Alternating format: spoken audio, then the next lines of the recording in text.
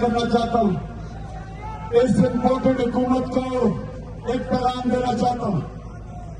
आपको मैं 6 दिन दे रहा हूं, 6 दिन के अंदर आप इलेक्शन अनाउंस करें, जून के महीने में इलेक्शन अनाउंस करें और असेंबलीज डिसॉल्व करें।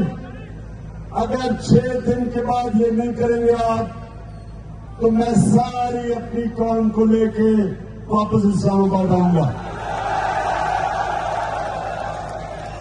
आपके पास टाइम है, गवर्नमेंट आपसे चल नहीं रही, गवर्नमेंट आपसे चल नहीं रही, आप गवर्नमेंट चलाने नहीं आए, करप्शन केसेस आप अपने खत्म करा रहे हैं।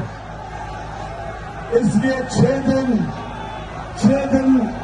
अगर 6 दिन में आपने फैसला ना किया तो मैं सारी अपनी कौम को लेकर इंशाअल्लाह इस्लामाबाद आऊंगा और इस बारी कोई रुकावटें नहीं होंगी, क्योंकि सुप्रीम कोर्ट का हुक्म है कि कोई किसी किस्म की पुरअमन एहतजाज पे किसी किस्म की रुकावट नहीं हो सकती।